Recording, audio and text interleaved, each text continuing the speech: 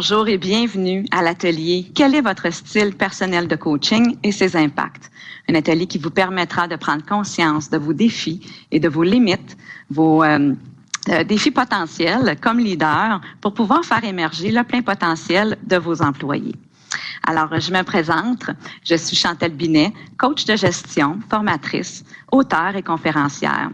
Je viens de célébrer mon 12e anniversaire d'entreprise en février 2014. Donc, ça fait une belle douzaine d'années que j'accompagne des dirigeants, des gestionnaires pour être à leur meilleur et surtout apporter leur équipe à développer leur plein potentiel.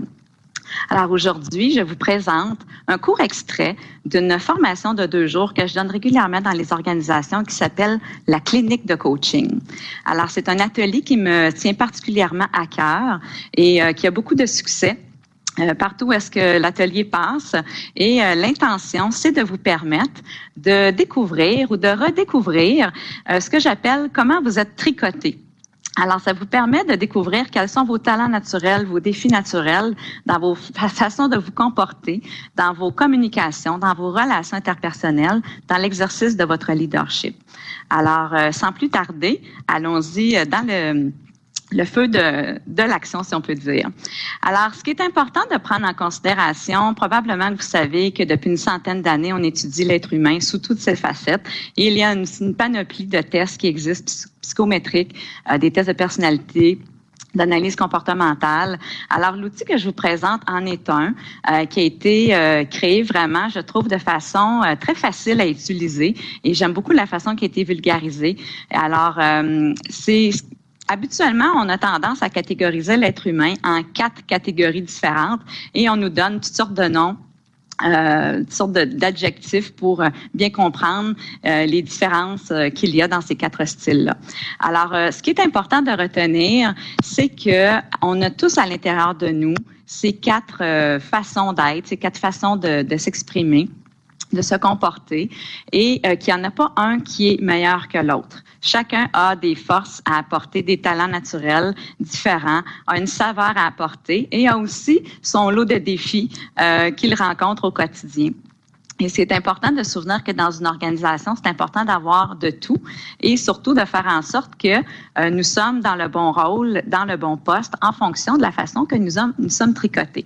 Alors, ce que je vais vous partager, c'est un contenu qui va vous permettre de définir quel est votre style dominant et aussi de tenter de découvrir quel est votre style secondaire. Parce qu'habituellement, on a une façon naturelle, innée de répondre aux événements et on a aussi des fois une petite tendance à adopter un style secondaire qu'on a développé probablement avec le temps, avec notre éducation, avec les influences qu'on a eues dans notre quotidien.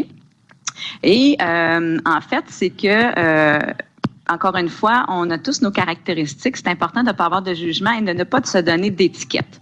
Que si, par exemple, on aime mieux prendre une décision, de l'expérimenter, et si on se trompe, c'est pas grave, on va passer à l'action avec une autre action, avec une autre solution. Alors, ce sont des gens qui sont prêts à expérimenter. Ils n'ont pas vraiment besoin de la sécurité et de l'analyse pour aller de l'avant. Alors ça, ce sont les forces de nos styles directeurs. Maintenant, les dangers. Les dangers, en fait, c'est à faire attention. Ça peut être ce qu'on appelle nos défis naturels, nos limites naturelles. Comme ce sont des gens qui aiment aller rapidement et sentir que les choses avancent rapidement, ils peuvent avoir tendance à être impatients avec ceux qui sont plus lents que eux. Et rappelez-vous, les styles directeurs dominants, vous êtes seulement 18% de la population, alors gardez à l'esprit qu'il y en a plusieurs autres qui vous entourent, qui ne sont peut-être pas aussi rapides que vous. Ce sont des gens qui ont tendance à travailler en solo. Comme ils aiment maîtriser la situation puis avancer à leur propre rythme, ils vont avoir tendance à travailler en solo. Ça ne veut pas dire qu'ils ne peuvent pas travailler en équipe, mais habituellement, c'est eux qui aiment donner le ton à l'équipe et d'être à la tête de l'équipe. Alors, ils ont tendance un petit peu, des fois, à travailler en solo. C'est ce qui fait qu'ils peuvent avoir une petite difficulté à déléguer parce qu'ils ne font pas toujours confiance aux autres.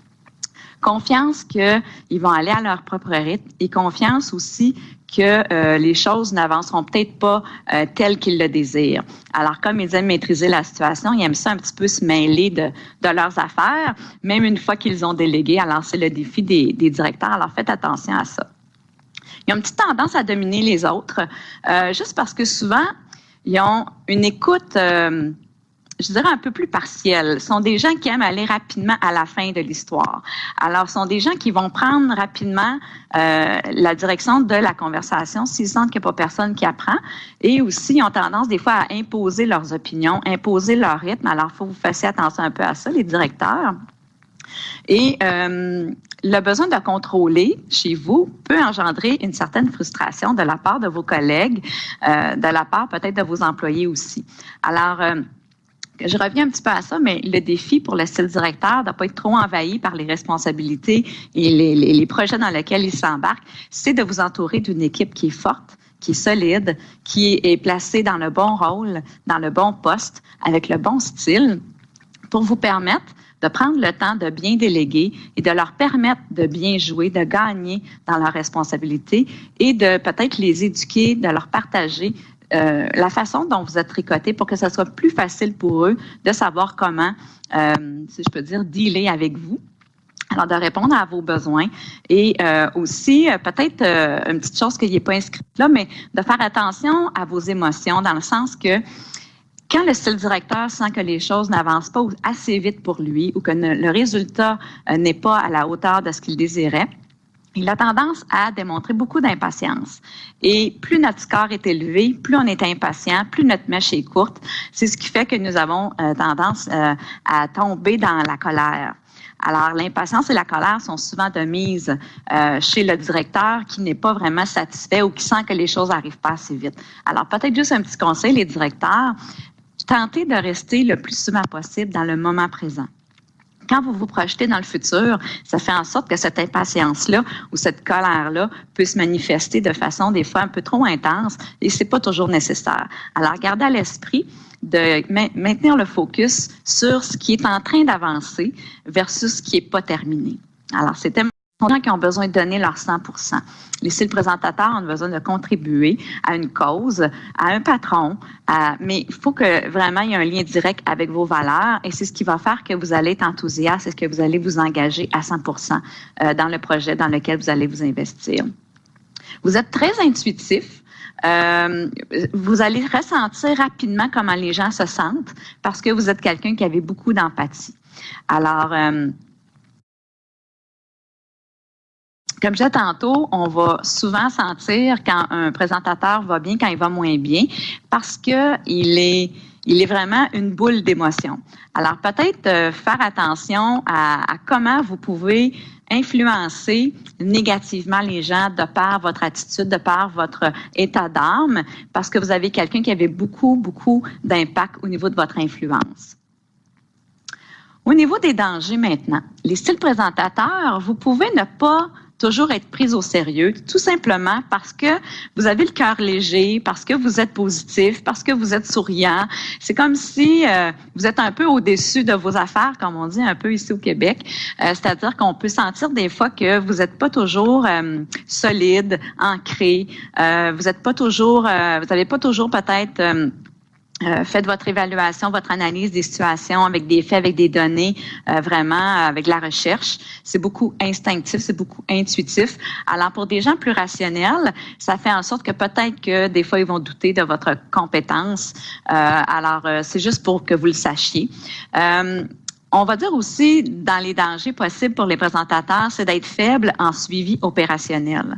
Je disais tantôt que vous aimez la vision d'ensemble, vous aimez la nouveauté, la diversité.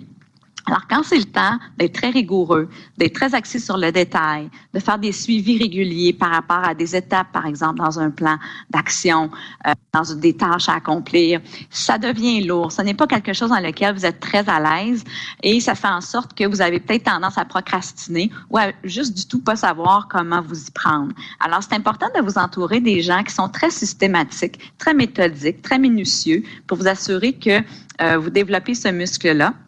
Ou sinon, de déléguer tout simplement ces tâches-là si vous êtes en mesure de le faire.